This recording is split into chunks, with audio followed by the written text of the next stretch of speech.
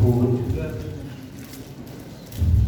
di ayat-ayat pertama di ayat 18 dan 19. Saya baca tafsir menceritakan tentang orang-orang yang berdusta atas nama Allah Subhanahu wa taala. Apa yang dimaksud dengan berdusta di sini?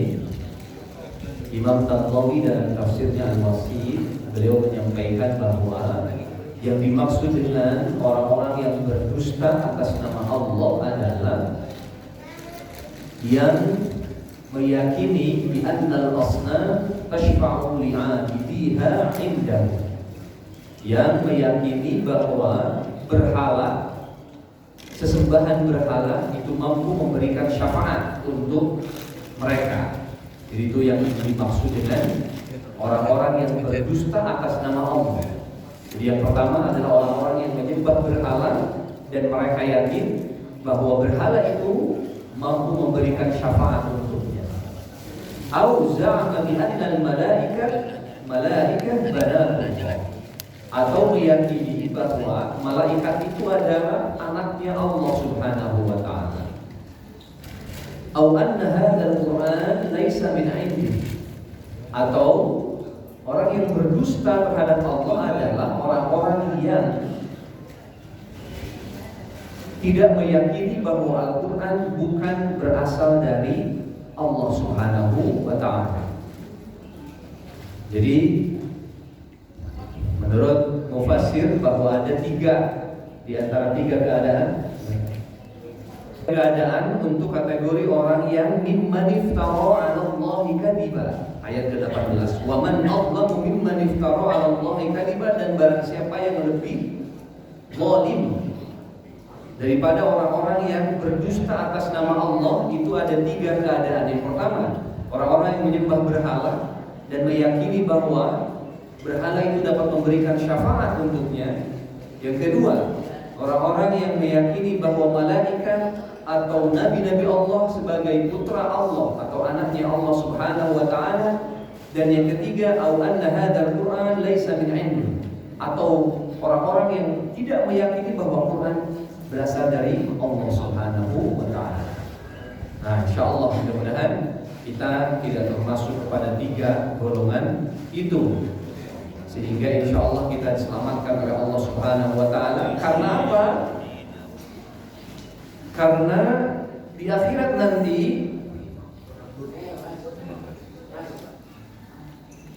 semuanya akan bersaksi di hadapan Allah. Wa yaqulul ashhad haula'i alladziina kadzabu 'ala rabbihim. Karena nanti di akhirat semuanya termasuk anggota tubuh kita akan bersaksi. Haula'i alladziina kadzabu. Dulu badan kita ini kita rawat, kita bersihkan, kita jaga. Tapi karena dia menyembah berhala, tapi karena dia meyakini bahwa malaikat atau nabi-nabi itu putra Allah, anaknya Allah, tapi karena dia tidak meyakini bahwa Al-Quran itu kalamullah, maka nanti di akhirat badan yang dia rawat itu akan kembali menunjuk kita, dialah yang kufur kepada Allah Subhanahu wa ta'ala. Sayang banget ya, sudah kita jaga, sudah kita rawat, tetapi di akhirat malah berbalik bersaksi untuk kesengsaraan kita. Karena hati yang ada dalam dada ini nanti tidak bisa berbohong. Bahkan kulit, saya sering sampaikan, kulit kita akan bersaksi di hadapan Allah. Ya, tidak lagi dia akan mendukung kita, menunjukkan kehebatan kita, tapi nanti di akhirat justru akan berbalik, menunjuk kita dan mengatakan bahwa si fulan ini adalah orang yang kufur kepada Allah Subhanahu wa ta'ala. Tidak ada lagi pengadilan selain pengadilan Allah yang adil seadil-adilnya. Ya, tidak akan meleset satu kesalahan apapun dan tidak akan meleset satu kebaikan apapun. Masya Allah. Jadi tidak akan ada yang dihukum 6,5 tahun. Masya Allah, viral ya. Baik, Masya Allah. Itu lalu kemudian sini disampaikan bahwa Orang-orang yang sengsara karena dia melawan Allah, berdusta kepada Allah, maka dia akan diberikan balasan yang setimpal dengan siksaan untuk mereka di akhirat nanti. Masya Allah, wal'iyadzubillah. Baik, alhamdulillah, mudah-mudahan tilawah kita memberikan keberkahan untuk kita semua.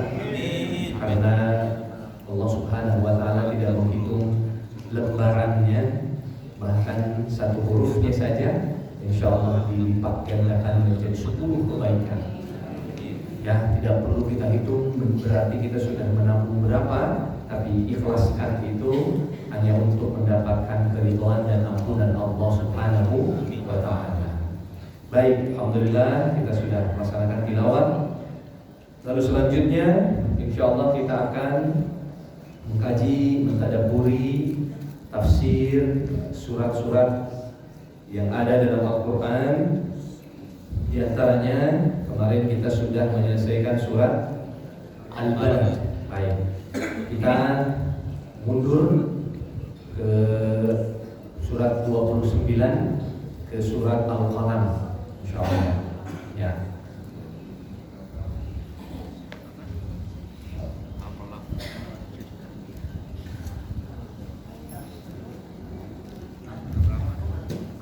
Setelah surat Al-Mulk, tetangganya surat Al-Mulk.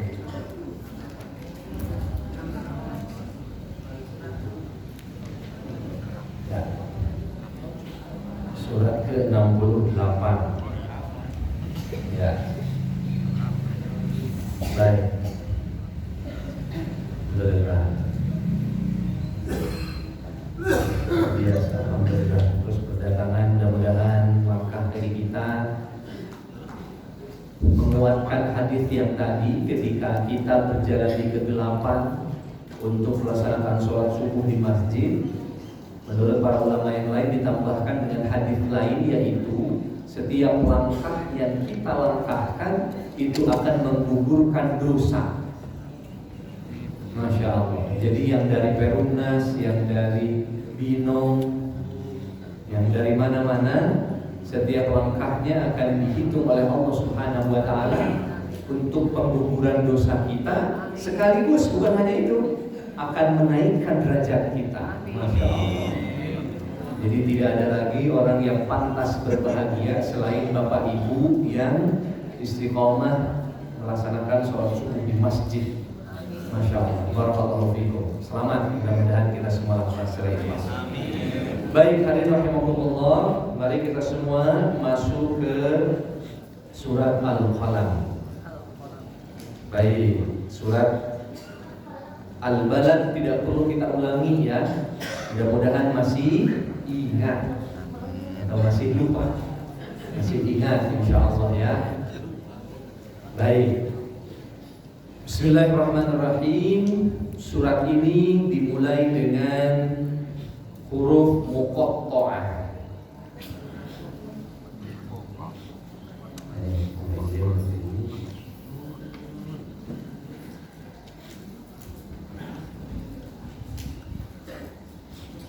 Nun.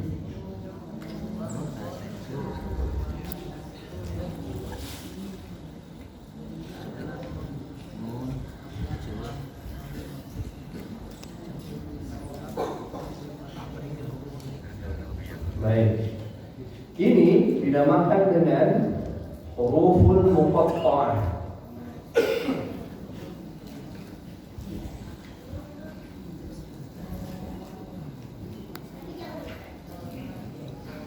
Muqatta'ah. Kenapa dibilang muqatta'ah? Berasal dari kata taqatta'a yataqatta'u.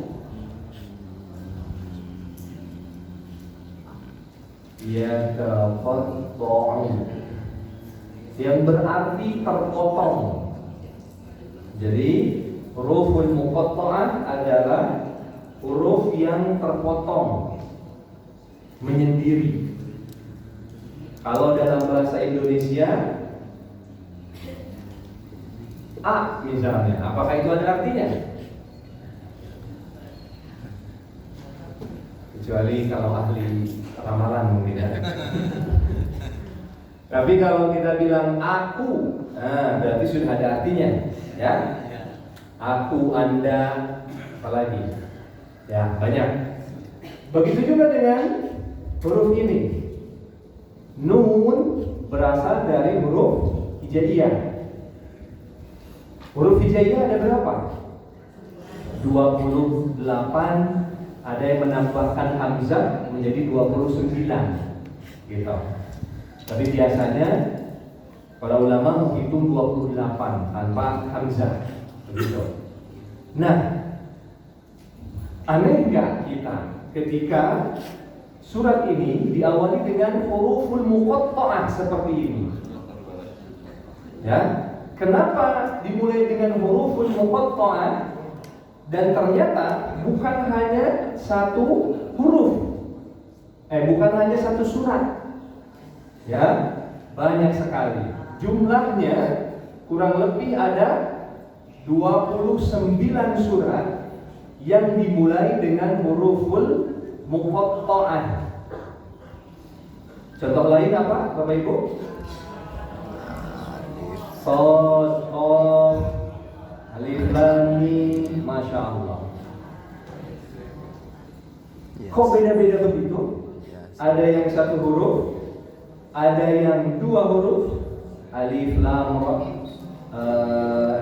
Ha, Mim, Qasim, Toha, Yasin, Ha, Mim, dua huruf. Ada yang tiga huruf, Alif, Lam, Ra.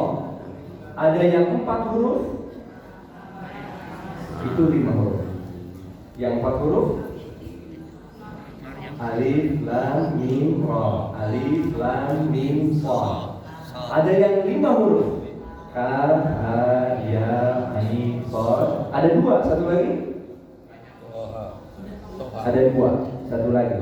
Apa coba? Ha, Mim, Ain, Sin, Qaf. Nah, menarik ini Bapak Ibu. Ternyata dari 29 surat yang diawali dengan huruful muqatta'ah ini, para ulama saking hobinya menelaah Al-Quran, sampai-sampai mereka meneliti, mereka urai huruf hijaiyah yang 28 itu. Kita hitung satu-satu. Alif, Ba, Ha, Sa, Ja, Jim, Ha, Ho, Dan, Ra, Dal, Da. 1, 2, 3, 4, 5, 6, 7, 8, 9.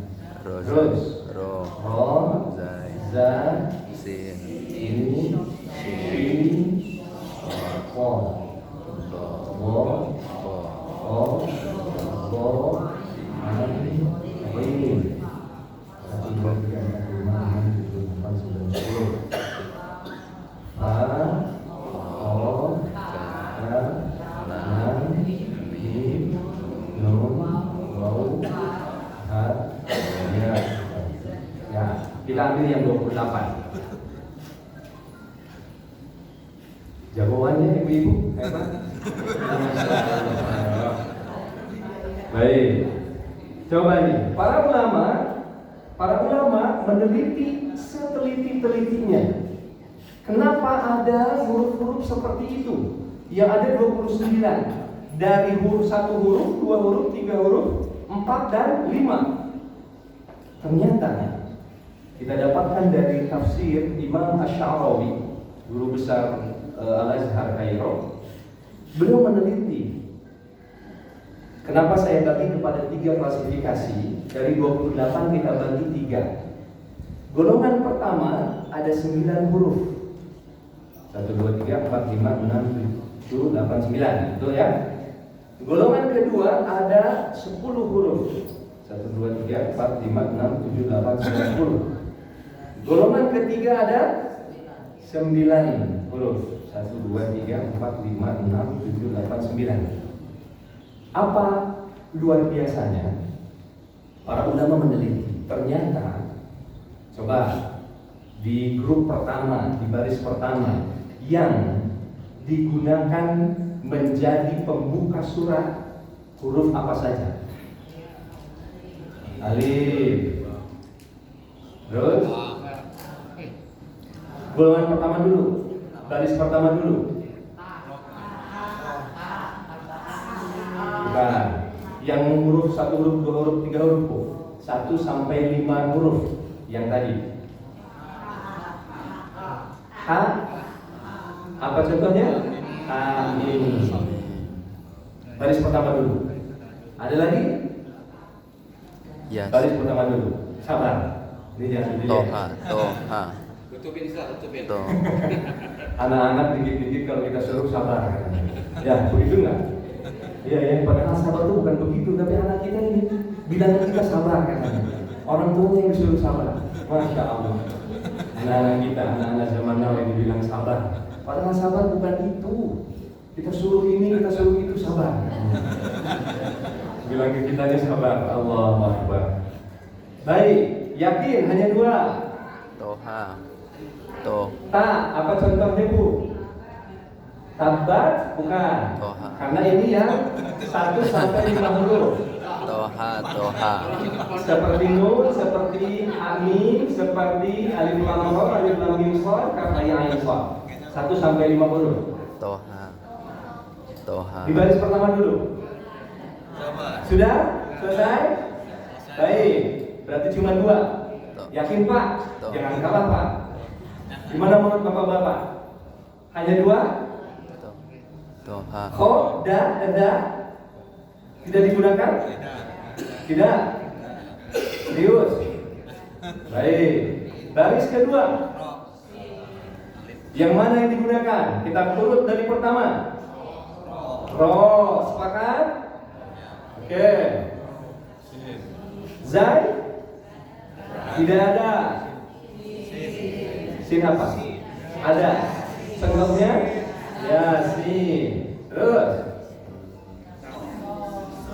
Shin tidak. Son. Oke. Terus?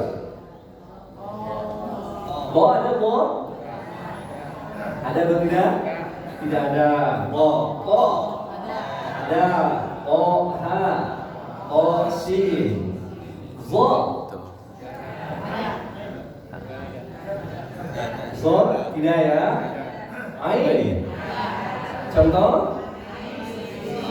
Masya Allah. Ghin. Tidak ada. Oke. 1, 2, 3, 4, 5. Pas. Bagus. Di baris ketiga. Pak dulu ada enggak? Tidak ada. Yakin? Oke. Oh, baik. Kaf? Ada. Lam dulu, ada nggak lam? Ada. Mim? Nun. Pak, gimana Pak suaranya? Ibu nih yang ikut suaranya. Bapak-bapak belum kedengeran. Mau ada tidak?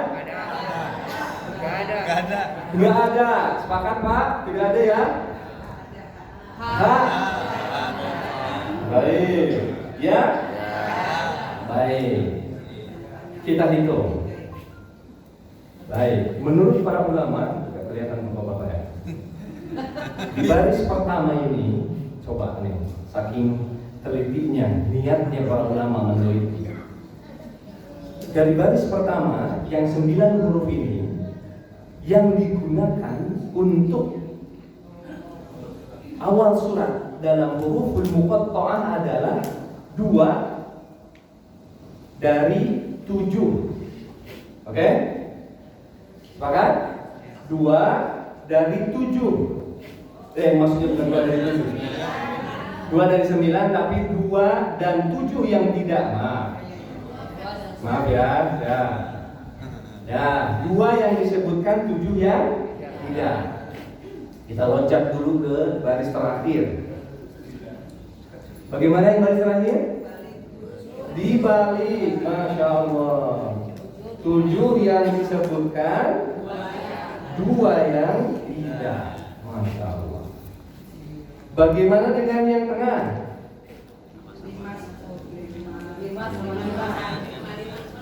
5, tapi maksudnya apa? Ada nggak yang lebih unik?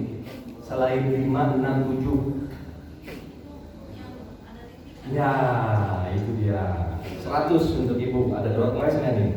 Aduh.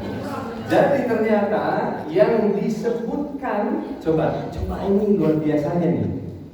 Yang digunakan untuk huruful muqatta'ah di baris kedua, di kategori kedua, itu adalah yang tanpa titik. Coba hitung, lihat ra, sin, shad, fa, ain. Dan yang menggunakan titik ternyata tidak digunakan. Masya Allah. Ya, jadi di sini yang memakai titik. Baik, digunakan memakai titik gitu ya. Coba. Jadi menurut Bapak Ibu, kira-kira Allah menyebut nun, kemudian hamim, kemudian yang lain-lain, apakah ngasal? Atau kata anak zaman sekarang bukan ngasal, random katanya. Sering banget mereka bilang random. Apa maksud random? Ngasal maksudnya, ngacak gitu, random katanya. Kata anak zaman sekarang. Jadi nggak ada cerita random, ngasal nggak ada. Ya terserah Allah. Yang berkalam Allah. Mungkin begitu, ya. Yang berkalam Allah terserah Allah. Tapi ternyata tidak. Jadi kita harus benar-benar memahami bahwa Allah Subhanahu wa Ta'ala menyusun ayat Al-Quran dengan sangat luar biasa. Coba. Dan para ulama membagi 3 klasifikasi huruf hijaiyah. Ternyata ketika dibongkar, Allahu Akbar, semuanya serba cocok begitu. Di kategori pertama 2 yang digunakan, 7 yang tidak digunakan. Di kategori ketiga 7 yang digunakan, 2 yang tidak. Di kategori kedua hanya yang tidak menggunakan titik yang digunakan. Pas seperti itu. Allahu Akbar. Ya. Bahkan menurut para ulama, surat yang dimulai dengan alif lam mim, surat yang menggunakan huruf muqatta'ah alif lam mim, ternyata dalam isinya yaitu huruf alif yang paling banyak, kemudian disusul huruf lam, disusul huruf mim. Allahu Akbar. Dihitung surat Al-Baqarah, ya. Dihitung ternyata yang paling banyak adalah huruf alif.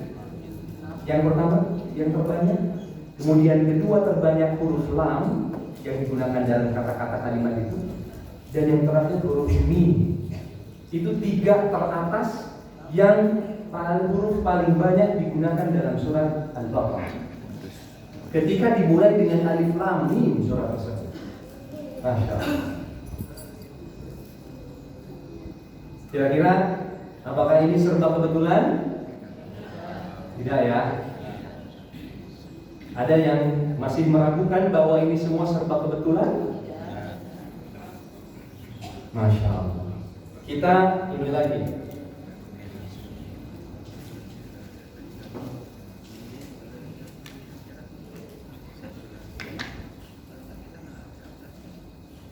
Tadi kita bilang huruf-huruf ini digunakan oleh Allah untuk membuka surat Al-Quran dari mulai yang 1 huruf. Tadi kan dibilang 29 ya. Coba nih 29. Dimulai untuk yang 1 huruf. Ada berapa surat? Nun, Qaf, Tidak, Shad. Ada lagi? Nun, Qaf, Shad. Tidak ada. Yang 1 huruf kok. Betul. Jadi yang 1 huruf itu hanya 3 surat. Ya, Shad, Qaf, Nun. Berarti 3. Kita hitung, kan katanya 29. Yang kedua, yang dimulai dengan 2 huruf. Baik. Kita urut misalnya dari yang Toha, kemudian Yasin, kemudian Tosin, kemudian Hamim. Nah, jumlahnya itu ada 9. Ini berapa? 4. Jadi kurang berapa? 2. Enggak, karena ini 6 kali. Nah, Hamim ada 6 kali. Nah, berarti Bapak Ibu nanti saya kasih PR ya. Nah, dicari, tuliskan nama suratnya. Siap Ibu? Masya Allah, luar biasa siap Ibu. Hamim disebutkan 6 kali. 6 tambah 3 9. Betul? Oke, baik. Lanjut, yang disebutkan 3 kali. Contoh Alif Lam Mim.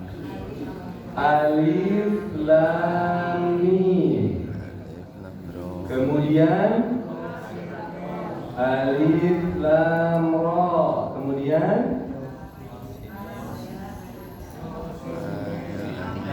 Ain Sin Qaf. Terus Qa Sin Mim. Terus Alif Lam Mim itu disebutkan sebanyak 6 kali. Kemudian Alif Lam Ra disebutkan sebanyak 5 kali. Kemudian Qa Sin Mim Ain Sin Qaf. Ain Sin Qaf. Berarti jumlahnya berapa? Harus 13. 12, 13. Betul, 13? 13. 16, 28. Ya, betul ya. 652. Betul? Oh, baik. Ini boleh dihapus? Tidak dicatat ya. Kemudian yang 4 huruf. Kaf ya ain shad berapa? Kaf ya ain shad 5 belum. Alif lam mim ra dan alif lam mim shad. Ada 2. Kemudian yang kelima. Yang kelima.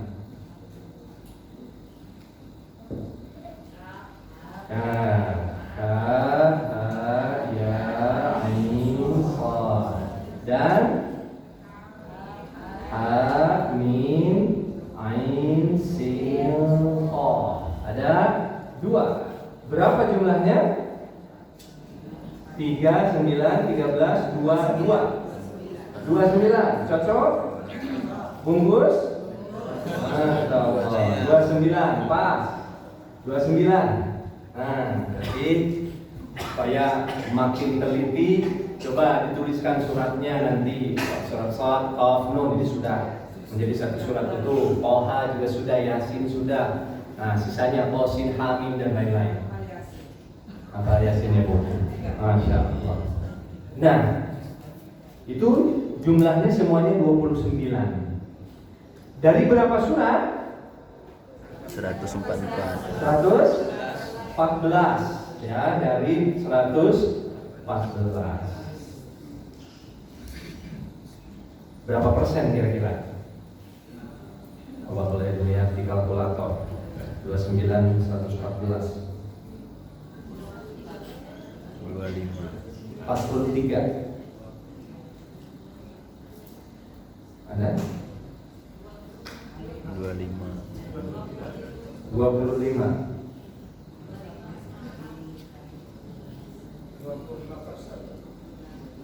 25 ya. Yang kita bulatkan 25%.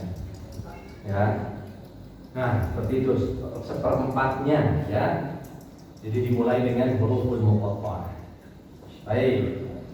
Jadi dari 28 huruf-huruf hijaiyah yang tadi diklasifikasikan kepada 3 kategori, ya, lalu kemudian diketahui ternyata ada rahasia di dalamnya, baris pertama, baris kedua, baris ketiga, lalu kemudian kalau disusun dirangkaikan itu berjumlah 29. Yang dimulai satu huruf ada 3 surat. Dimulai dengan 2 huruf ada 9 surat. Yang dimulai 3 huruf ada 13 surat. Yang dimulai 4 huruf ada 2 surat. Yang dimulai dengan 5 huruf ada 2 surat. Jumlahnya 29 surat. Baik. Berhenti sampai di situ? Tidak.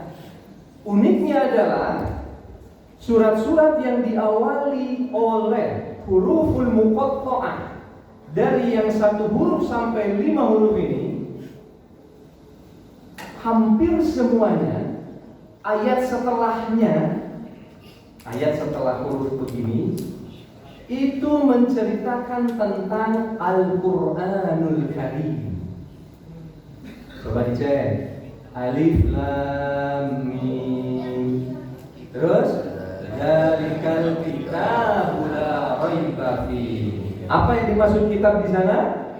Al-Qur'an. Kemudian apa lagi? Qaf wal Qur'anil Majid. Yasin wal Qur'anil Qur'an.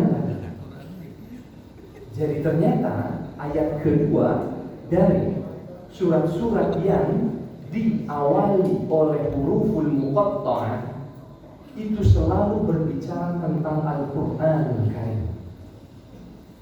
Masya Allah. Jadi selalu ada hikmah, selalu ada makna di dalamnya. Mungkin kita mulai bertanya, oh begitu. Jadi huruf-huruf yang diawali dengan huruful muqatta'ah seperti ini, itu pasti ayat keduanya selalu berbicara tentang Al-Qur'anul Karim. Lalu kita bertanya, mengapa demikian? Ya, kok kenapa demikian? Mungkin kita bertanya seperti itu. Why? Mengapa? Ada apa dengan huruful muqatta'ah? Ada apa dengan surat-surat tersebut? Kok bisa seperti itu? Ayat setelahnya selalu berbicara tentang Al-Qur'anul Karim. Tapi menurut para ulama yang lain, hanya ada 4 surat yang tidak secara langsung berbicara tentang Al-Qur'anul Karim. Dari 29 itu, ada 4 surat yang tidak berbicara secara langsung tentang Al-Qur'anul Karim. Tapi menurut para ulama yang lain, meskipun tidak secara langsung, tetap berbicara seperti atau mengenai Al-Qur'an. Seperti halnya surat Nun. Ya, seperti halnya surat Nun, ayat setelahnya apa? Wal qalami wa ma yasturun. Apakah secara langsung berbicara tentang Al-Qur'an? Mungkin tidak. Nah, tapi secara tidak langsung nanti kita akan masuk. Nah, jadi saya sampai di situ dulu. Untuk membuka kajian ini, tadi yang pertama bahwa ternyata ada 29 surat yang dimulai dengan huruful muqatta'ah. Lalu para ulama menggali itu semua, diurai, di breakdown semua huruf hijaiyah itu. Lalu kemudian dibagi kepada 3 klasifikasi kategori. Ternyata di kategori pertama 2 disebutkan 7 tidak. Di kategori ketiga sebaliknya. Di kategori kedua yang tidak pakai titik saja. Lalu kemudian ternyata hitung-hitungannya sangat pas. 27, 72. Lalu kemudian ini 55 dan hanya yang tidak menggunakan titik. Lalu kemudian dihitung semuanya dari yang 1 sampai 5 huruf semuanya ada. Ada yang 6 huruf? Tidak ya, tidak ada. Cukup sampai 5. Dan yang selanjutnya adalah ayat setelah huruful muqatta'ah ini senantiasa berbicara tentang Al-Qur'an. Lalu kemudian selanjutnya kita bertanya, why? Mengapa? Mengapa demikian? Nah, ini kita akan semakin masuk ke pembahasan surat Al-Qalam ini. Baik, ini bisa dihapus? Mulai ya.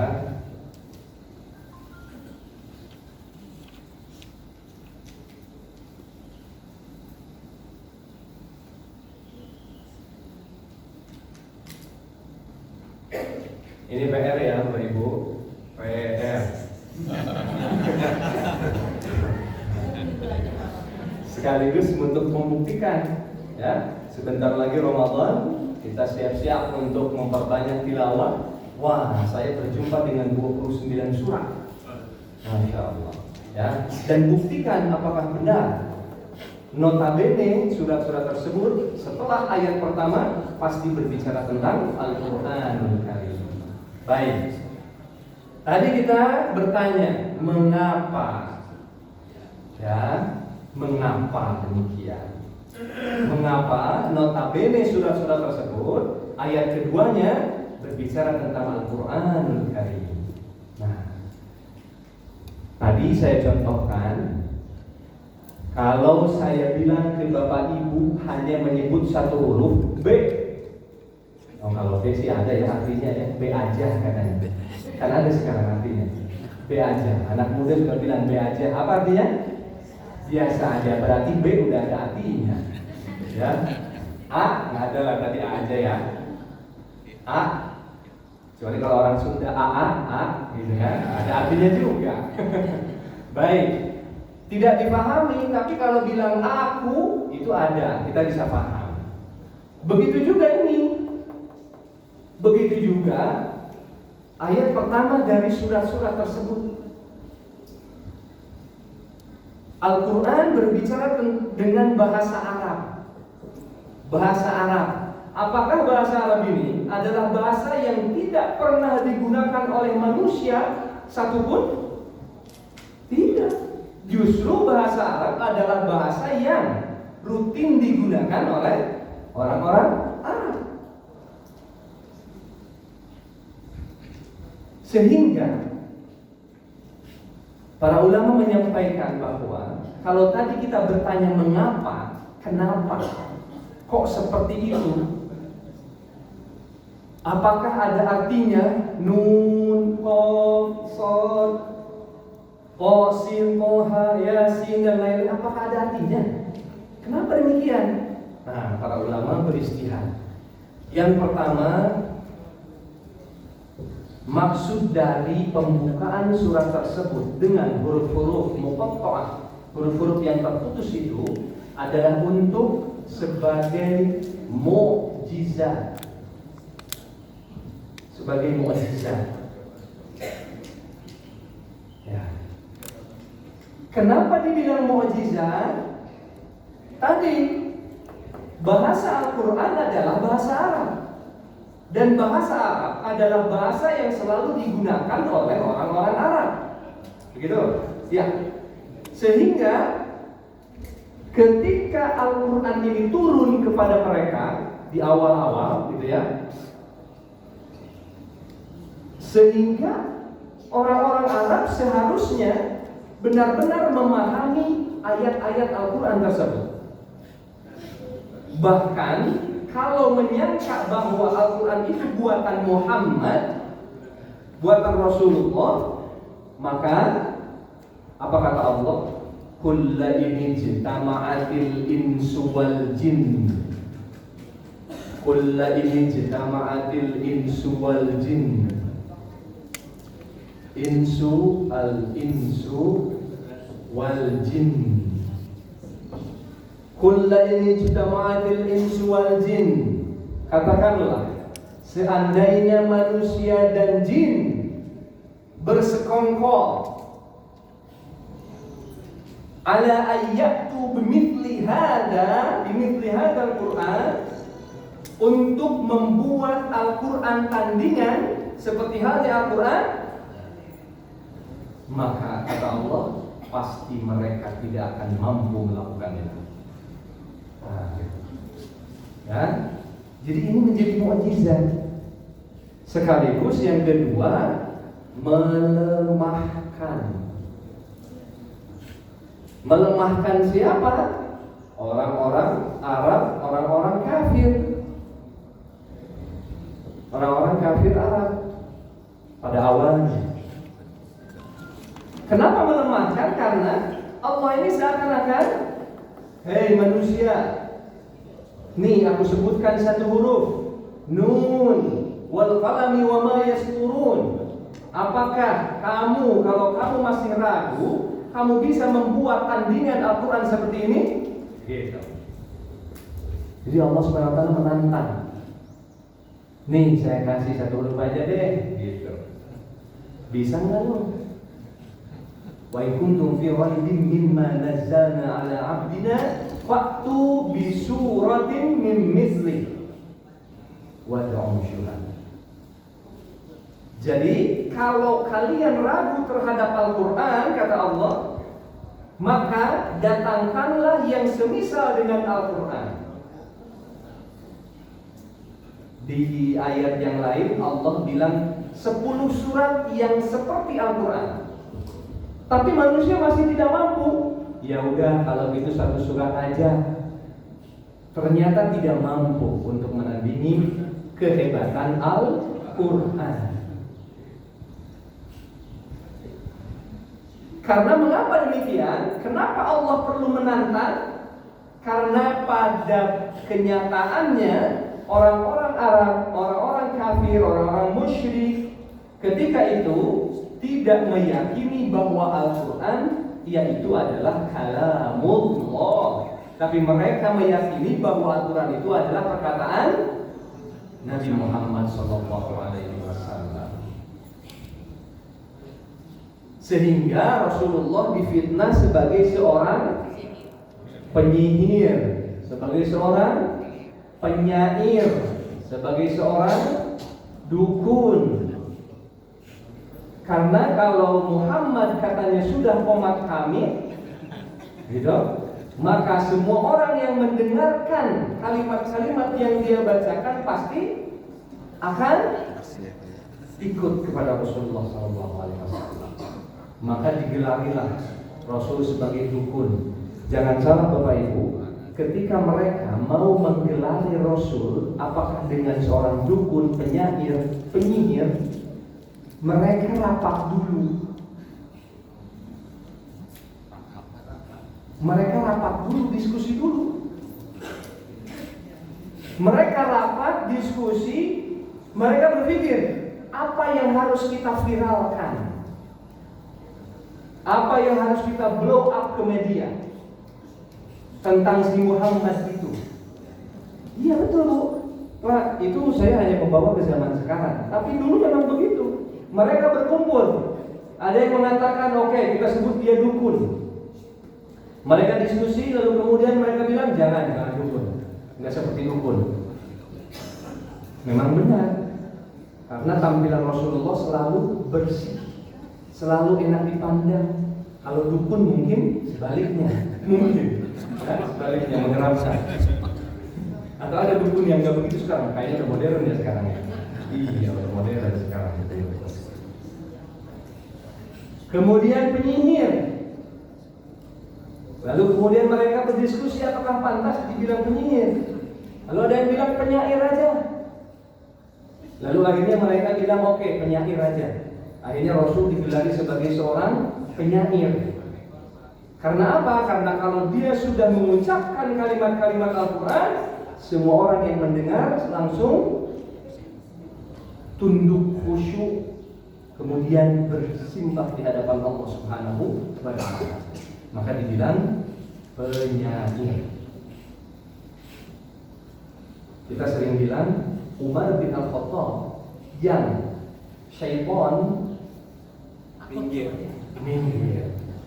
Tidak bisa lewat di jalan yang sudah digunakan oleh Umar bin Al-Khattab. Tapi ternyata ketika dia dibacakan surat Al-Quran, apa yang terjadi? Hatinya seperti perempuan, katanya begitu para ulama. Padahal dia sebagai orang yang kalau dia berburu singa, singanya itu disimpan di pundak, Bapak. Oh, keren banget kan? Singa kalau dia berburu singa, singanya itu disimpan di pundaknya. Kayak Khalid bin Al-Walid sama. Khalid, Hamzah, Umar itu ciri khasnya adalah tegak berdirinya, kuat dan tenaganya besar. Tapi begitu dibacakan ayat Al-Quran, apa yang terjadi ketika Umar merangsek ke rumah adiknya? Dia sudah tidak bisa berdaya apa-apa ketika dibacakan ayat Al-Quran. Padahal ditakuti, disegani. Di awal Islam, ketika Umar masuk Islam, apa yang terjadi? Kalau sebelum Umar, para sahabat itu terbatas pergerakannya. Selain terbatas, para sahabat itu tidak perlu mengumumkan bahwa aku sudah masuk Islam, tidak. Karena akan langsung dimusuhi. Tapi Umar tiba-tiba dia datang ke sekitar Ka'bah dan mengatakan, "Hei semuanya, aku sudah masuk Islam, duel sama aku." Masya Allah. Coba. Kalau yang lain itu cukup diketahui oleh dirinya saja, bahkan keluarganya tidak tahu. Tapi Umar tiba-tiba datang ke sekitaran Makkah, lalu kemudian mengatakan kepada orang-orang, "Aku sudah masuk Islam, mau apa kalian? Ayo, yang mau berantem, berantem." Sampai dari pagi sampai sore, orang-orang ngeroyok Umar, gak selesai-selesai. Umar itu harus dikeroyok. Kalau one on one itu pasti kalah. Bagaikan Habib Nurmagomedov, ya, menghancurkan tidak mana.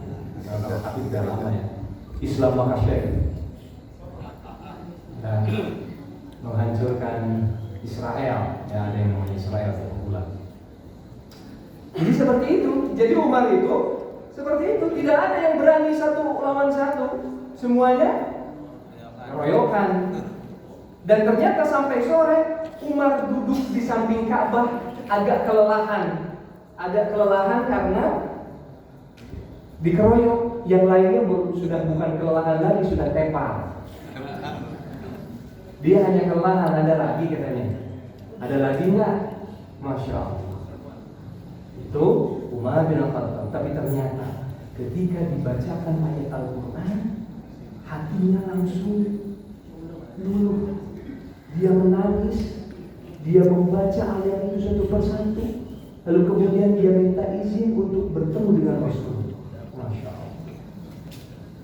Jadi itulah energi Al-Quran.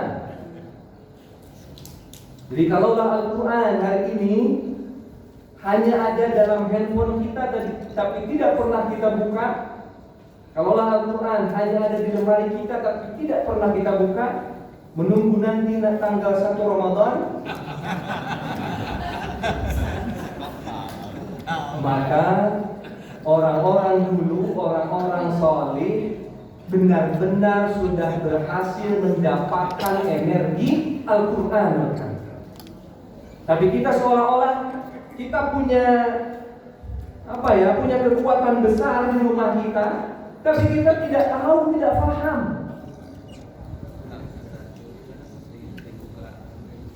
Jadi kita tidak tahu. Rasulullah seringkali mengatakan kepada Bilal, "Arihna bis shalah."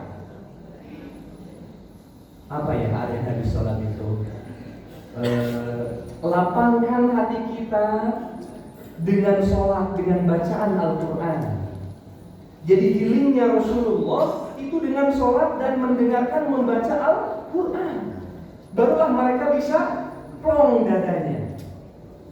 Allah. Jadi mereka mencari kebahagiaan, mencari relaksasi, mencari kesenangan, mencari kebahagiaan dengan membaca Al-Quran. Jadi kita kembali, ternyata huruf-huruf yang mengawali surat-surat tersebut bertujuan diantaranya untuk sebagai mukjizat dan melemahkan orang-orang kafir. Sudah begini saja ternyata tidak ada yang mampu untuk menandingi Al-Quran.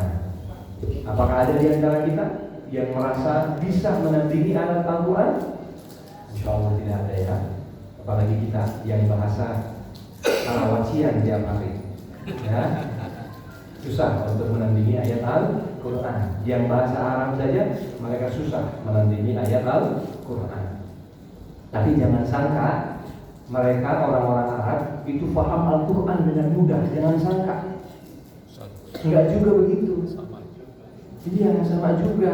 Mengapa? Karena berbicara mereka sehari-hari bukan bahasa Arab Al-Quran. Istilahnya bahasa Arab Fusha. Kalau bahasa Arab Al-Quran itu istilahnya bahasa Arab Fusha. Fusha. Tapi bahasa sehari-hari mereka bahasa Amiyah. Amiyah. Bahasa sehari-hari Saudi berbeda dengan bahasa sehari-hari Mesir. Berbeda juga dengan bahasa sehari-hari Kuwait, Oman, Yaman, Libya dan lain-lain, berbeda satu sama lain. Ya, sama kayak kita, ada Sunda, Jawa, Betawian dan lain-lain. Ya. Jadi jangan disangka mereka jago memahami ayat-ayat Al-Quran. Baik. Nah, jadi ternyata jawabannya adalah penggunaan ini adalah untuk melemahkan orang-orang kafir. Apakah ini berlaku sampai sekarang? Berlaku sampai sekarang. Tantangan ini masih berlaku sampai sekarang. Mengapa demikian? Karena masih banyak orang yang meragukan Al-Quran. Maka tantangan ini masih ada sampai sekarang. Ya. Baik, selanjutnya kita lanjut. Nun. Setelah itu wal qalami wa ma yasqurun.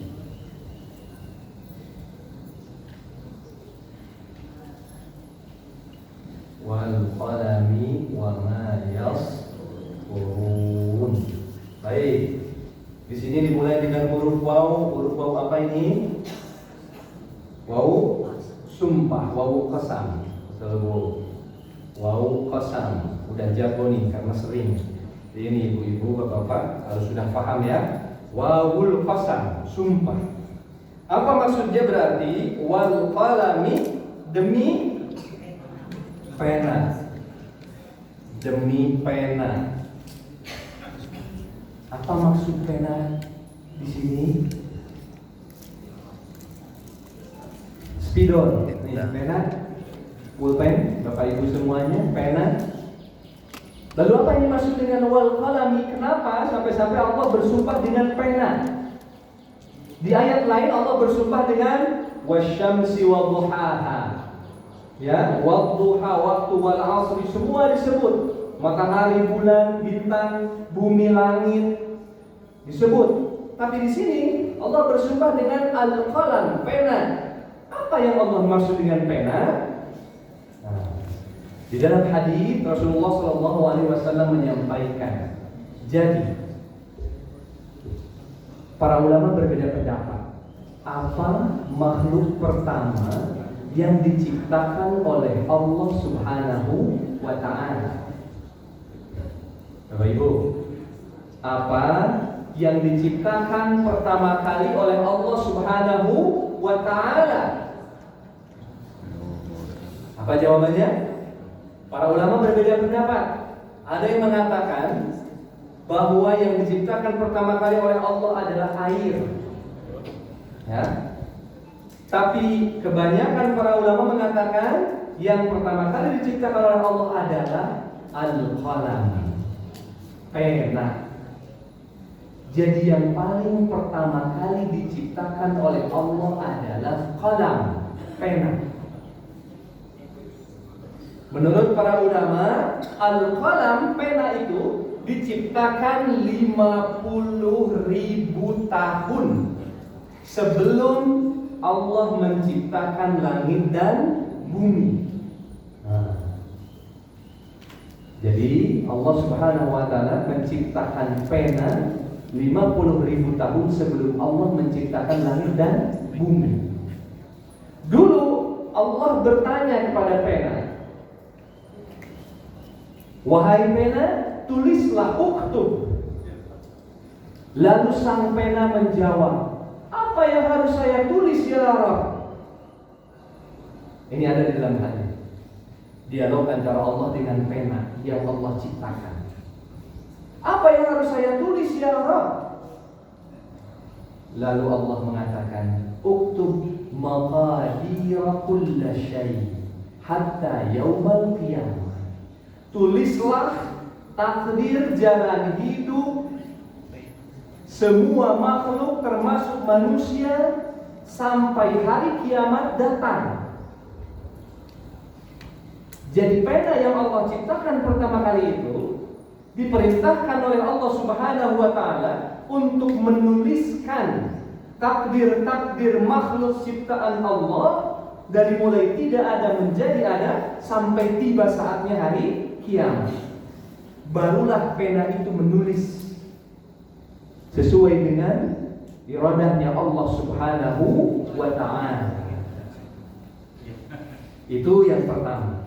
Jadi kondisi kita ketika kondisi kita, takdir kita sudah ada di Lauhil Mahfuz. Sekarang kan sudah ada di kita ini, ya. Bapak ibu kita semua mendapatkan rezeki ini, mendapatkan rezeki itu, mendapatkan ujian ini, mendapatkan ujian itu, kemudian akan meninggal sekapan dan lain sebagainya. Itu sudah ada tercatat yang dituliskan oleh pena ini, ya, yang diciptakan 50.000 tahun sebelum Allah menciptakan langit dan bumi. Ya. Nah, tetapi para ulama kontemporer, para ulama modern, para mufassir modern mengatakan pena yang dimaksud di sini juga bermaksud mengenai ilmu. Ilmu. Apa maksudnya? Allah Subhanahu wa ta'ala memberikan sebagian paling kecil ilmunya kepada kita semuanya, yang diwakili dengan simbol pena. Pena mewakili sebagai simbol ilmu dalam kehidupan di dunia ini. Ya, jadi yang dimaksud dengan demi pena itu berarti demi semua ilmu yang Allah berikan kepada manusia, yang hari ini manusia sudah bisa pergi ke planet Mars, sudah punya AI di handphonenya masing-masing, dan lain sebagainya. Itu berkat ilmu, berkat pena. Nah, ini dia. Sehingga para ulama, para mufassir kontemporer mengatakan bahwa agama Islam erat kaitannya dengan keilmuan. Begitu.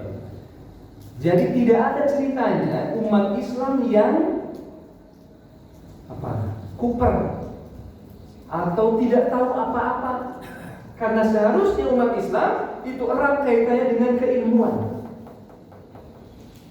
Bahkan ayat pertama yang diturunkan berbunyi Iqra, bacalah. Jadi agama Islam erat kaitannya dengan hal-hal yang berbau atau bersifat keilmuan yang diwakili dengan pena. Sampai-sampai Allah bersumpah dengan pena itu. Ya, kita sepakat bahwa kalau Allah bersumpah berarti sumpahnya itu sumpah yang luar biasa. Beda dengan kita, mi apa? Mi gacoan atau mi apa? Ditanya seperti itu. Tapi kalau Allah Subhanahu wa taala pasti Allah Subhanahu wa taala bersumpah dengan sesuatu yang luar biasa yang tidak pernah dapat ditandingi oleh siapapun. Ya. Wal qalam. Wa ma yasturun. Dan demi apa-apa yang mereka tuliskan. Mereka tuliskan. Dan demi apa-apa yang mereka tuliskan.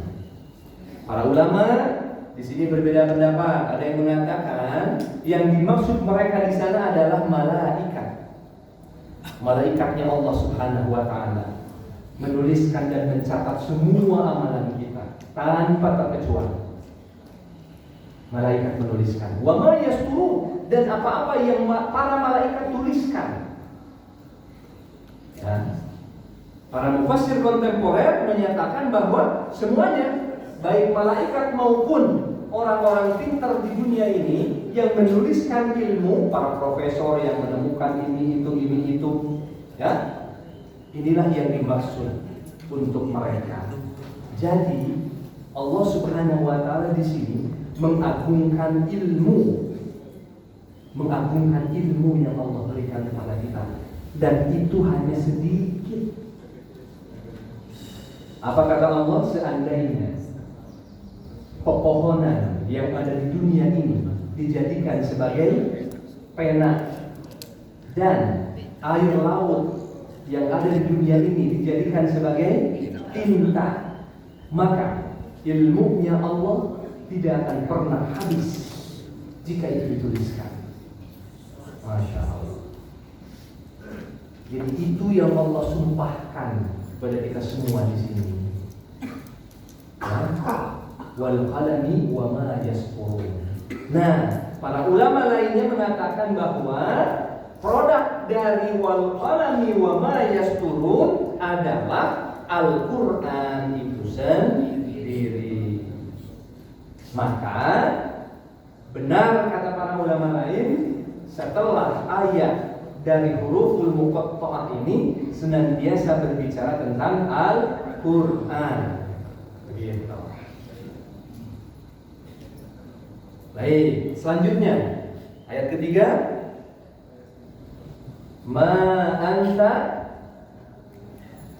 ayat kedua, baik, ma anta bi ni'mati rabbika bimajnun. Baik, ma anta bi ni'mati rabbika bimajnun. Ma tidaklah anta engkau bini'mati dengan nikmat-nikmat Rabbika Tuhanmu bimajnun menjadi orang gila. Apa maksudnya? Ya Allah Subhanahu wa taala menegaskan di sini. Tadi setelah ayat sebelumnya yang menyatakan Al-Qur'an atau ilmu secara keseluruhan, Allah bilang ma anta bini'mati Rabbika bimajnun. Wahai Muhammad, engkau tidak pantas dibilang sebagai orang gila dengan semua nikmat yang Allah berikan kepada engkau. Ma anta bi ni'mati rabbika bimajnun. Dengan semua nikmat yang Allah berikan kepada engkau wahai Muhammad, tidak pantas engkau dipanggil sebagai orang gila. Allahu Akbar. Coba Rasul berdakwah langsung dimotivasi oleh siapa? Oleh siapa? Oleh Allah. Rasul berdakwah dari tidak ada siapa-siapa,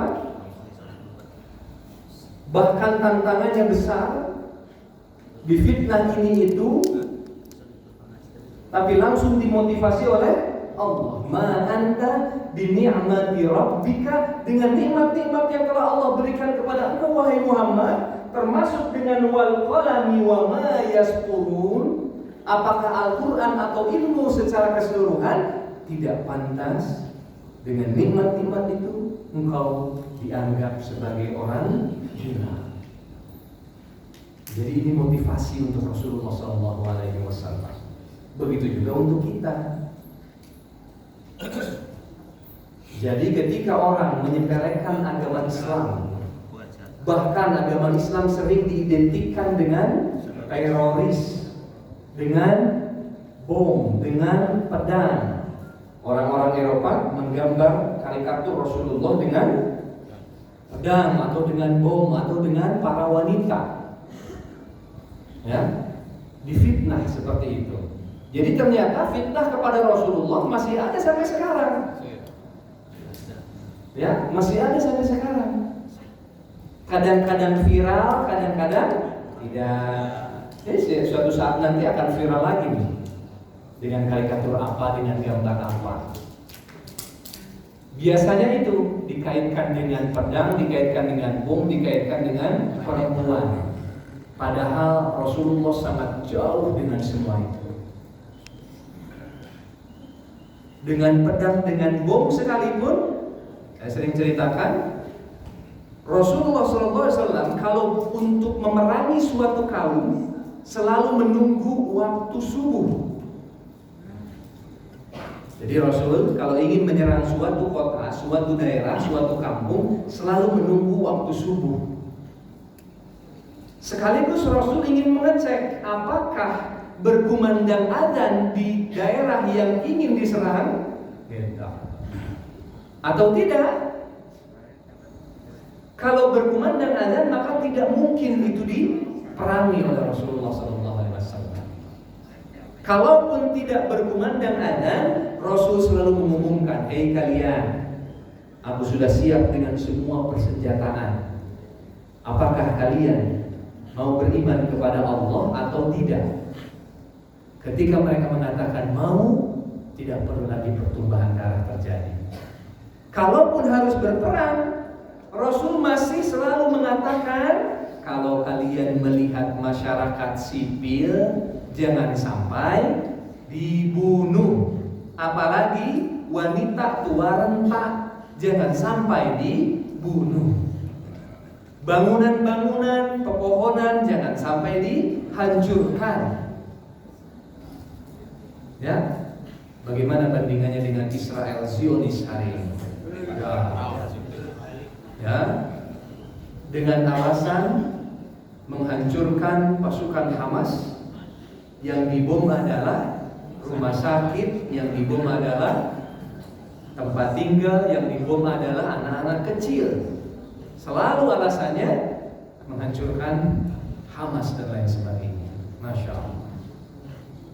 Sedangkan Hamas sebaliknya, kalau Bapak Ibu install Al Jazeera di IG-nya, itu selalu update bagaimana Hamas menghancurkan Israel, tapi yang dihancurkan hanya tank-tank baja, hanya pasukan-pasukan 1, 2, 3 yang sedang beroperasi. Hanya itu.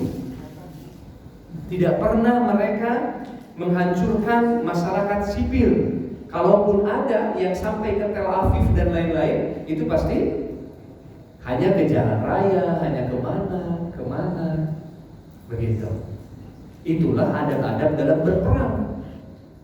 Ya, jadi fitnah-fitnah apapun yang diberikan kepada kaum muslimin sudah tidak pantas. Karena Rasulullah SAW memiliki kasih sayang kepada kita semua. Ma anta bi ni'mati rabbika bimajnun. Rasul dulu ketika berdakwah secara sembunyi-sembunyi. Meskipun kalimat sembunyi-sembunyi menurut para ulama juga tidak pas katanya. Bukan sembunyi-sembunyi tapi terbatas. Gitu. Kenapa tidak sembunyi-sembunyi? Karena sebetulnya bukan sembunyi-sembunyi, tapi Rasul sudah memiliki pemikiran yang progresif. Rasul itu dalam berdakwah punya 3 klasifikasi. 1, klasifikasi masyarakat yang memungkinkan masuk Islam. Yang pertama. Klasifikasi kedua, kelompok masyarakat yang sulit masuk Islam tapi tidak mungkin menentang. Klasifikasi ketiga, kelompok manusia yang sangat sulit masuk Islam dan akan menentang. Jadi Rasul sudah punya 3 kategori masyarakat ketika berdakwah. Rasul kan sebagai pengusaha, ya, di usia 25 tahun sampai 35 tahun, 39 Rasul sebagai pengusaha mengimpor, mengekspor, kan begitu. Bukan hanya berdagang ini itu, tapi sudah sebagai pengusaha. Jadi pandangan Rasul sudah sangat progresif jauh ke depan. Ketika melihat mengenal masyarakat, Rasul langsung membagi 3. Makanya Rasul tidak pernah mendakwahi Abu Jahal, Abu Lahab. Karena sudah jelas dia bukan kategori pertama. Yang Rasul dakwahi adalah masyarakat di kategori pertama, yaitu yang memungkinkan masuk Islam. Rasul dakwahi Bilal bin Rabah, Rasul dakwahi Ammar bin Yasir, Rasul dakwahi Sumayyah, Rasul dakwahi Khabbab ibn Adi dan lain sebagainya. Rasul dakwahi Abu Bakar. Rasul dakwahi istri tercintanya. Rasul dakwahi Ali bin Abi Thalib. Rasul nggak pernah menyentuh Abu Jahal. Ngapain capek-capek? Udah jelas dia bukan masuk kategori pertama. Penentang. Itu berarti ada di kategori ketiga. Yang sulit masuk Islam dan akan frontal menyerang Rasul. Maka tidak pernah Rasul mendakwahi itu. Jadi menurut para ulama bukan dakwah sembunyi-sembunyi, tapi karena Rasul sudah mampu memetakan masyarakat sehingga Rasul berdakwah secara terbatas, bertahap. Yang Rasul dakwahi hanya kategori masyarakat pertama yang memungkinkan untuk masuk Islam. Tetapi setelah lewat 3 tahun, setelah lewat 3 tahun, Rasul berdakwah lebih bebas. Sampai-sampai Rasul ajak semuanya ke atas gunung. Rasul kan dianggap sebagai orang terpercaya, Al-Amin. Bapak ibu-ibu, apakah bapak ibu punya saudara, teman yang bapak ibu pantas gelari sebagai Al-Amin? Masya Allah. Kadang-kadang sulit ya. Kadang-kadang lebih dalam satu hal, kurang dalam hal lain. Itulah kita. Namanya kesempurnaan hanya untuk Allah. Tapi Rasulullah Muhammad dari usia muda itu digelari Al-Amin. Masya Allah. Jujur dapat dipercaya. Bayangin, orang Arab lagi yang menggelari. Orang Arab kan begitu Bapak Ibu semua. Kerjaannya berzina, kerjaannya mabuk, kerjaannya bunuh-membunuh, kerjaannya perang. Tapi mereka mampu menggelari Rasulullah dengan Al-Amin di saat Rasul belum diangkat menjadi seorang Nabi dan Rasul. Sehingga ketika ada kejadian bagaimana untuk memugar Ka'bah dan memindahkan Hajar Aswad, mereka saling berselisih. Kan begitu ya? Ka'bah itu Bapak Ibu, itu dipandang sebagai bangunan yang sakral. Ketika mereka ingin memperluas Ka'bah dan mereka ingin memindahkan Hajar Aswad, mereka ketakutan. Sampai-sampai mereka bilang begini, ya udah saya aja yang memindahkan Hajar Aswad atau saya aja yang merehab Ka'bah, tunggu 3 hari, kalau ada apa-apa dengan saya jangan dilanjut. Tapi kalau saya mati, kalau saya tidak ada apa-apa, lanjutkan. Jadi sampai sebegitunya ketika mereka ingin merehab Ka'bah. Siapa yang berani? Misalnya, oh si fulan berani. Oke, si fulan mengumumkan, kalau terjadi apa-apa dengan saya, tunggu 3 hari, maka lanjutkan. Tapi kalau saya mati, kalian tahu sendiri apa yang harus kalian lakukan. Jangan sekali-kali menyentuh Ka'bah. Begitu dulu itu. Sehingga semua ketakutan. Apalagi ingin memindahkan Hajar Aswad. Semuanya saling berebut. Semuanya saling berdebat. Tidak selesai-selesai. Pernah kita mendapati satu kondisi seperti itu di masyarakat? Satu diskusi yang sangat alot, enggak selesai-selesai, enggak tuntas-tuntas. Mereka mendiskusikan sesuatu yang mulia, ingin memindahkan Hajar Aswad, tapi mereka berdebat dan tidak pernah tuntas. Tiba-tiba hadirlah seorang pemuda yang digelari dengan Al-Amin. Lalu kemudian mereka mengatakan, ini dia Muhammad yang kita gelari dengan Al-Amin. Apa usulan engkau? Bahkan ada orang lain yang mengatakan, udahlah kita percayakan sama Muhammad. Kalau kita sama-sama tahu, lu berzina, lu mabuk, lu membunuh, sama-sama tahulah kita mah. Gak pantas engkau pindahin Hajar Aswad. Muhammad yang suci pantas memindahkan Hajar Aswad. Tapi Rasul, apakah langsung tiba-tiba, oke, alhamdulillah, siap. Kan bersejarah itu. Bersejarah orang yang memindahkan Hajar Aswad. Bersejarah banget, semua orang pengen. Tapi Rasul langsung menggelar sorbannya. Menggelar sorbannya, semua kelompok, semua kabilah dapat memegang. Cuma di situ deh.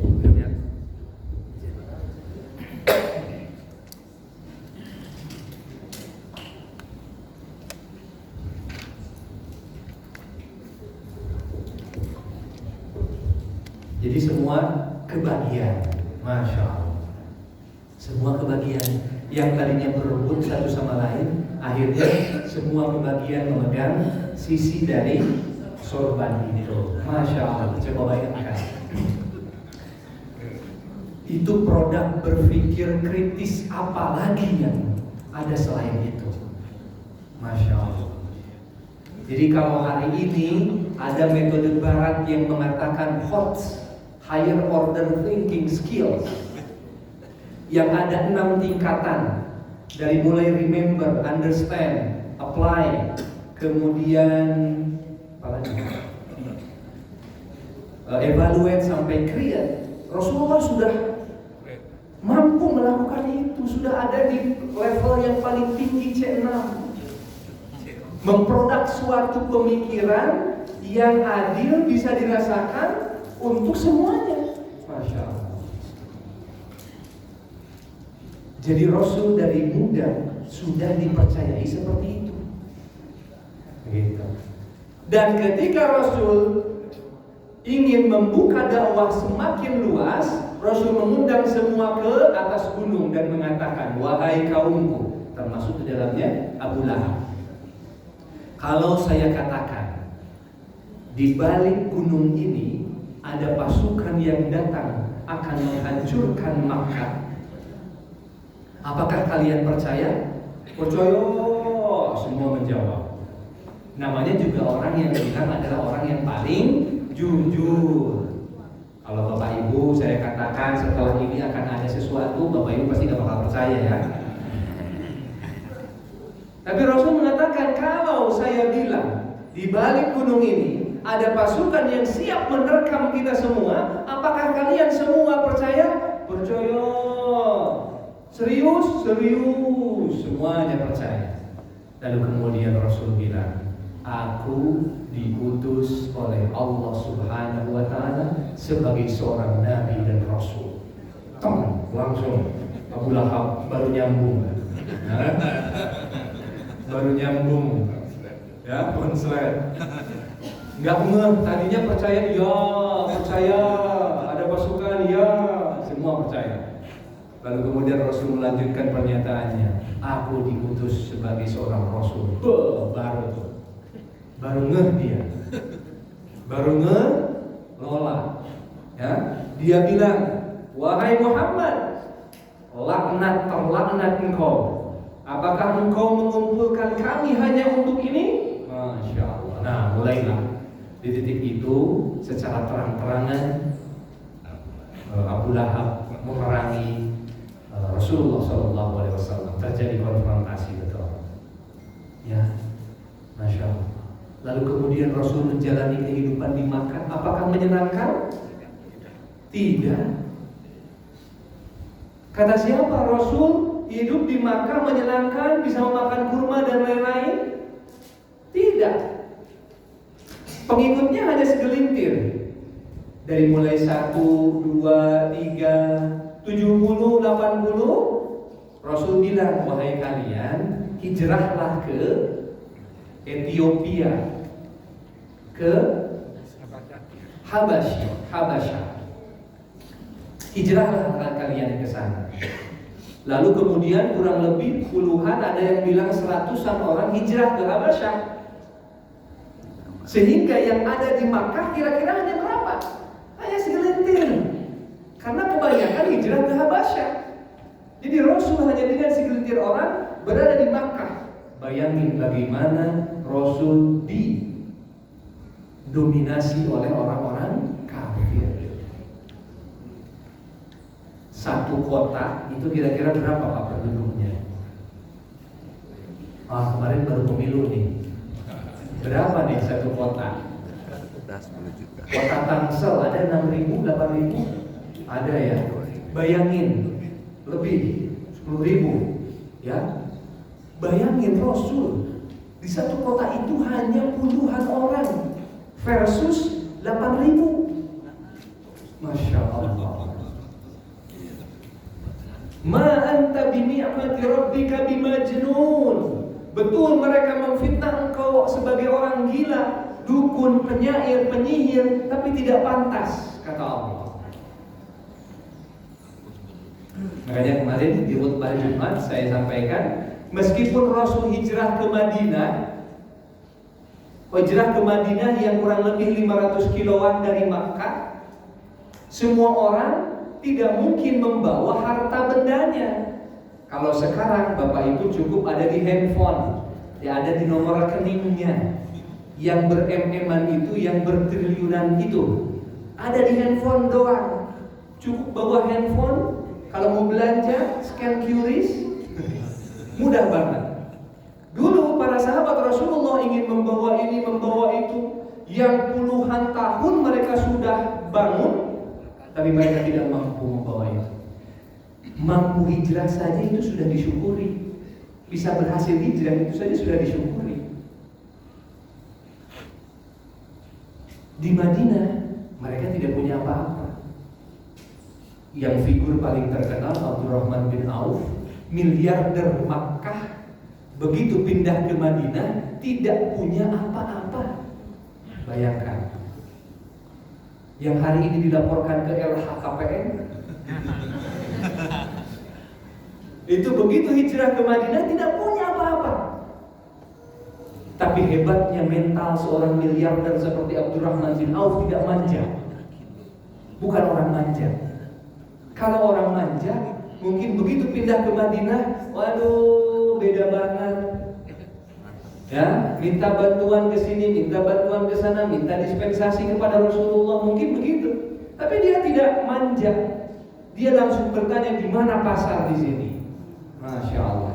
Seorang entrepreneur sejati. Di mana pasar di sini?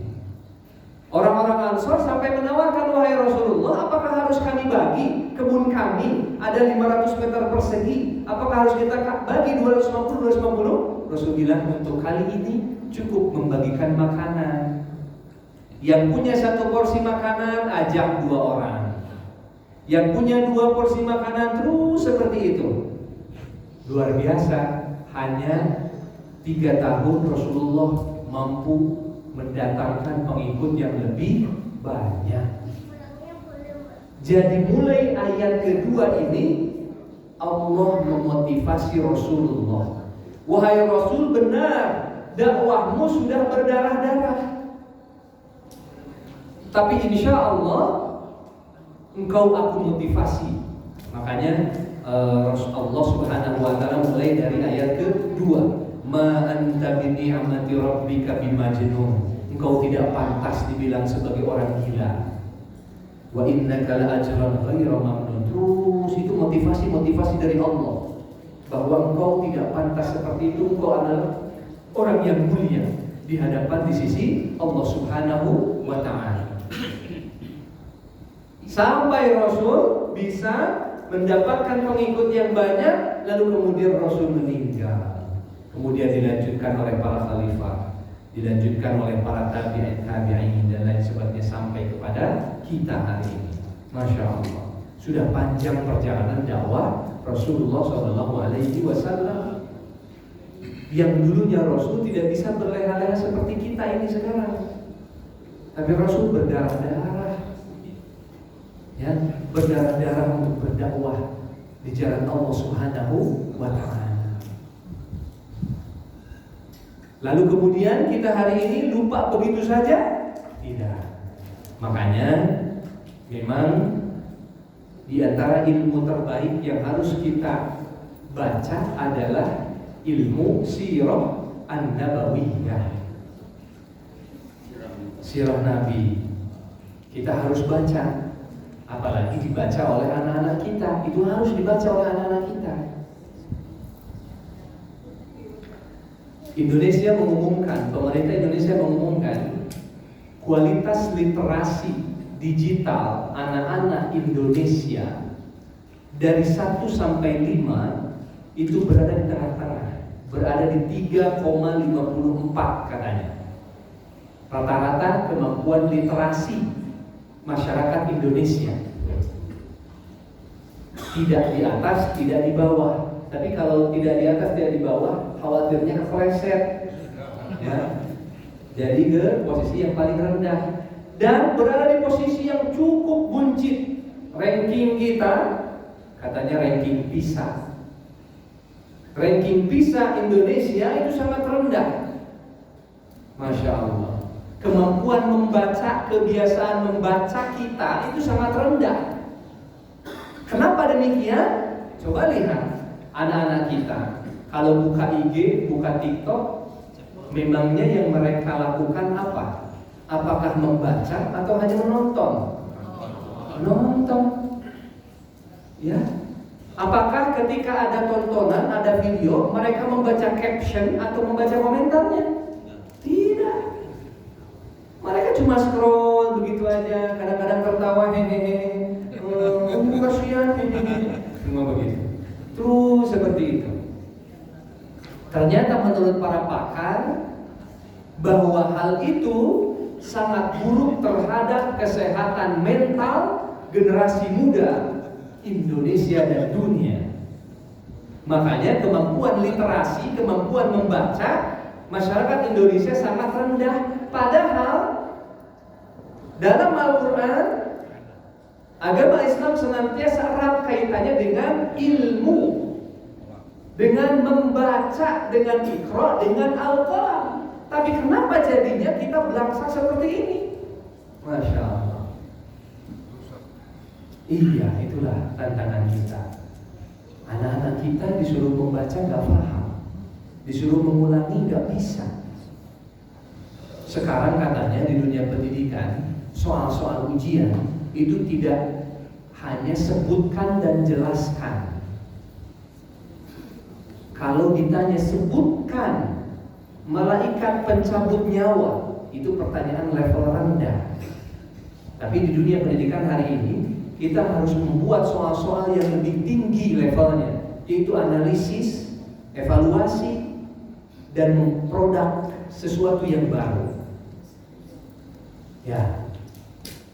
Tapi ternyata ketika anak-anak remaja dihadirkan ada persentase, ada diagram bulat, pie chart, ada diagram batang bahwa pertumbuhan penduduk Indonesia di tahun sekian berapa persen, di tahun sekian berapa persen. Ditanya soalnya, berapa pertumbuhan antara tahun 2024 dengan 2025? Wow, mereka tidak bisa jawab. Gitu. Padahal data sudah dilihatkan. Nah, itulah yang dimaksud dengan berpikir kritis. Generasi muda hari ini tidak mampu. Iya. Begitu ada iklan-iklan seperti itu, soal-soal itu sekarang panjang-panjang. Jadi guru-guru kesusahan. Bikin soal sekarang sudah nggak bisa lagi hanya 5 menit, 10 menit. Satu soal aja setengah lembar. Bacalah cerita di bawah ini. Dibaca dia. Lalu dia harus menjawab pertanyaan di dalam cerita itu. Apa maksudnya? Disuruh berpikir. Ternyata kewalahan anak-anak kita. Padahal agama Islam diturunkan dengan ayat Iqra. Masya Allah. Itulah kemunduran kita. Ya. Jadi tidak mampu anak-anak kita seperti itu. Termasuk gurunya harus belajar. Dulu buat soal hanya sebutkan dan jelaskan, tapi sekarang tidak bisa. Mereka harus membuat soal yang hot, yang berpikir kritis, bukan yang susah. Beda dengan susah, dengan berpikir kritis beda. Untuk apa? Agar membuat generasi muda bisa tidak hanya scroll video atau gambar IG. Begitu ada yang joget, tiba-tiba tangannya refleks. Nampak semua, ya, refleks tangannya. Pernah melihat seperti itu? Anak-anak perempuan kita Ya tiba-tiba refleks, Masya Allah. Bahkan ada yang sampai ke rumah sakit jiwa, karena tanpa melihat handphone saja dia begini-begini. Masya Allah, bergerak-gerak tangannya. Bayangkan bagaimana generasi muda hari ini diserang dengan hal-hal seperti itu. Jadi peperangan hari ini bukan perang melawan senjata sebetulnya, tapi dengan teknologi seperti itu. Tapi tidak berarti teknologi itu buruk, tidak. Kalau digunakan dengan maksimal, luar biasa, melesat. Tapi sayangnya remaja kita tidak paham bagaimana cara menggunakan handphone. Pengennya sih iPhone 16. Ya, pengennya iPhone 16. Tapi yang dipakai hanya IG, TikTok, Facebook, ML, Roblox. Semua hanya itu saja. Padahal fitur-fitur iPhone 16 mungkin banyak, tapi itu tidak mereka gunakan. Ya, kondisinya seperti itu anak-anak remaja kita. Bahkan kemarin ada berita, ada satu grup LGBT usia SD yang jumlah di dalam grupnya ada ratusan orang. Bayangkan, grup LGBT anak-anak SD, Masya Allah, di Facebook. Wal'iyadzubillah, coba bayangkan, itu terjadi. Anak SD lagi, ya Allah, yang lucu seperti itu. Tapi karena memang terkontaminasi, mereka tidak paham bagaimana cara menggunakan teknologi. Mereka harus dikasih paham dulu bagaimana caranya menggunakan teknologi. Begitu. Tapi mereka tidak paham. Begitu ada ajakan ini, mereka sudah mulai tumbuh rasa suka kepada seseorang. Tapi ternyata yang mereka lihat anime, yang mereka lihat grup-grup nggak jelas, yang mereka lihat dan lain-lain, sehingga ya sudah, mereka tersalurkan hasratnya yang sedang membuncah itu terhadap hal-hal seperti itu. Sehingga sekarang muncul lagi yang baru di sekolah, apalah semua, Masya Allah makin banyak.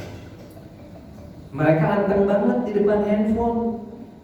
Makanya kita harus senantiasa kepo, Bapak Ibu.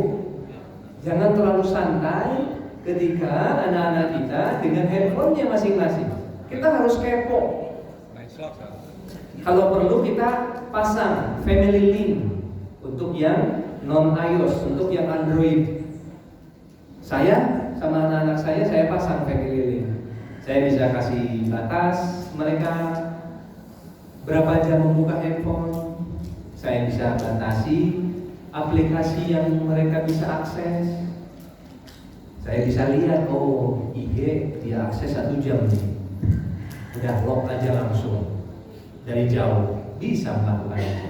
Tapi kalau sudah pindah ke iPhone, sudah beda lagi itu penyetingannya.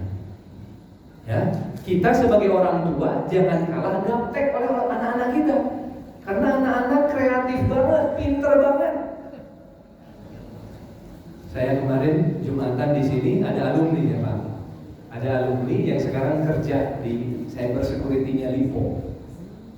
Saya candain, oh antum dulu yang suka jebol internet sekolah, sekarang antum yang mantengin internet Lipo untuk tidak dibobol oleh orang.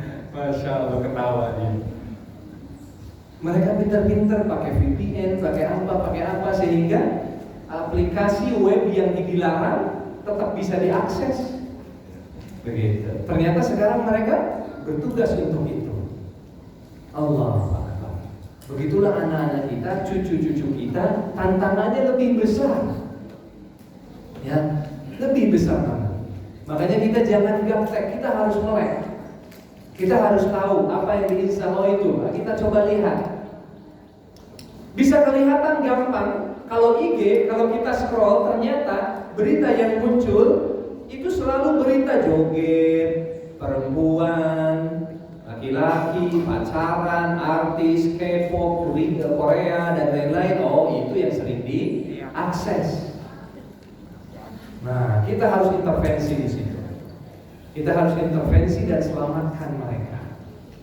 Ya, ada ratusan anak SD yang sudah berada di grup-grup LGBT yang mereka menyukai sesama jenis, dan itu sangat sulit untuk diobati.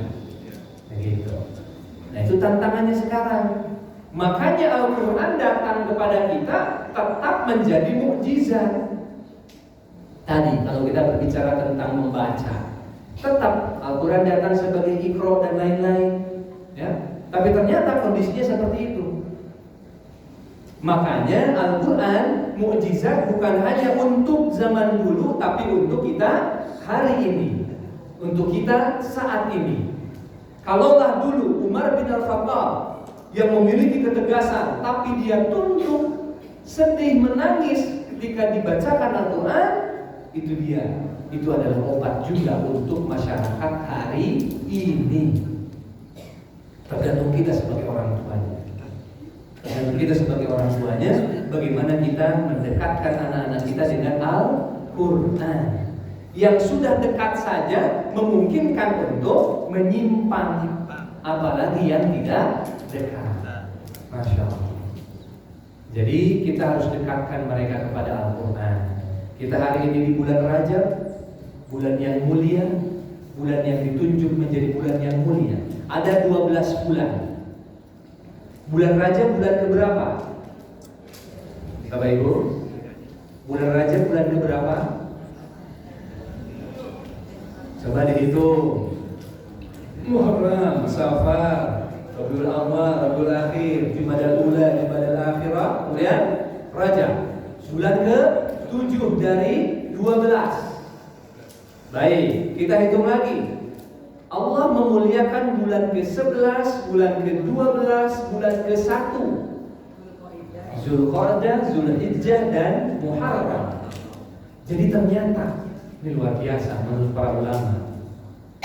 Dalam hitungan bulan 12 bulan saja, Allah itu menyediakan waktu untuk kita agar kita menyusun planning dan melakukan evaluasi. Dari 12 bulan itu, Allah menghadirkan bulan ke-7 untuk kita fokus dalam ibadah, untuk kita evaluasi apakah kita di bulan ke-7 sudah menjadi hamba yang beriman bertakwa atau belum. Masih ada bulan lain sampai ke bulan 12. Begitu masuk ke bulan 11, kita disuruh untuk mengevaluasi diri. Masuk ke bulan 12, ada peristiwa haji. Semua mensucikan diri, semua mensucikan diri. Begitu masuk ke bulan 1, harus memplanning apa yang harus dilakukan untuk 1 tahun ke depan. Jadi luar biasa. Allah itu sudah membantu kita menyediakan waktu-waktu agar kita menyusun planning dan melakukan evaluasi. Ya, saya bilang kemarin di khutbah Jumat, yang namanya momentum, Bapak Ibu. Siapa yang punya usaha dan usahanya pengen sukses? Siapa yang sedang berkarir dan karirnya pengen naik? Pasti kalau menemui satu momentum dalam bisnisnya, menemui satu momentum dalam karirnya, pasti Bapak Ibu tidak akan melewatkan itu, betul tidak? Pasti benar-benar momentum itu digunakan, dipenuhi dengan prestasi. Kalau bisnis, ini momentum nih, ada bazar, ada tabligh akbar, betul? Misalnya kalau cuma dagang, atau ada SEA Games di Indonesia, wah ini momentum. Meningkatkan, mengembangkan bisnis, meningkatkan karir. Saya bisa mengikuti pelatihan-pelatihan, bisa meningkatkan karir. Momentum. Allah menyediakan momentum pada bulan pertama, bulan ke-7, bulan ke-11, bulan ke-12. Jadi itu sebetulnya manajemen kehidupan, lifelong management sebetulnya itu. Ya, dikontrol pada bulan ke-1, bulan ke-7, bulan 11, 12. Bahkan kata para ulama, Bulan Rajab, Sya'ban dan Ramadan. Berurutan ya. Allahumma barik lana fi Rajaba wa Sya'bana wa balighna Ramadan. Ternyata kata para ulama, bulan Rajab bagaikan musim menanam, bulan Sya'ban bagaikan musim menyiram, bulan Ramadan bagaikan musim memanen. Jadi persiapan bulan Ramadan itu harus disiapkan dari bulan Rajab. Para ulama yang lain mengatakan Rajab bagaikan angin, Sya'ban bagaikan awan, Ramadan bagaikan hujan. Para ulama yang lain mengatakan 1 tahun bagaikan pohon, Rajab bagaikan hari-hari di mana daun tumbuh, Sya'ban bagaikan hari-hari di mana batang-batang tumbuh, Ramadan hari-hari di mana kaum mukminin memetik daun yang berharga itu. Jadi luar biasa, dalam 12 bulan ternyata kita diarahkan oleh Allah untuk memanage kehidupan dengan baik. Ya, mudah-mudahan kita semua bisa menangkap sinyal-sinyal dari Allah Subhanahu wa taala tersebut. Ya. Ayat ini tentunya adalah ayat motivasi untuk Rasulullah dan begitu juga motivasi untuk kita semua, bahwa harus berbangga diri dengan Islam. Jangan merasa kalau kita berhadapan dengan orang-orang non-muslim, jangan merasa berkecil hati. Kalau kita berhadapan dengan orang-orang kafir, jangan berkecil hati. Di sini ayat-ayatnya Allah memotivasi agar kita bangga dengan Islam kita. Baik, Bapak Ibu semuanya, mungkin itu yang bisa kita kaji dalam kesempatan ini. Mohon maaf atas segala kekhilafan, kesalahan dan kekurangan. Mungkin kalau ada yang ingin ditanyakan atau bagaimana Pak? Nanti